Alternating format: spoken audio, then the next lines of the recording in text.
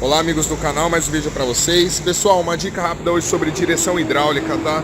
Muita gente nos pergunta aí sobre barulhos de direção. Esse carro aqui foi feito um trabalho na bomba de direção hidráulica e eu vou mostrar para vocês qual o funcionamento correto, tá?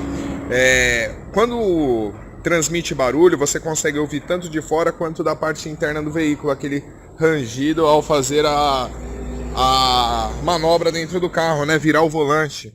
Aqui eu vou ligar esse carro aqui para vocês verem, ó. Dê uma olhada.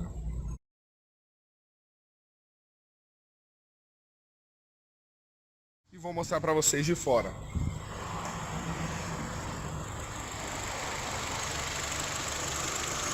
A bomba vocês não vão ter acesso, vou colocar aqui perto do celular para vocês verem. Mas o carro não tem barulho nenhum, tá certo?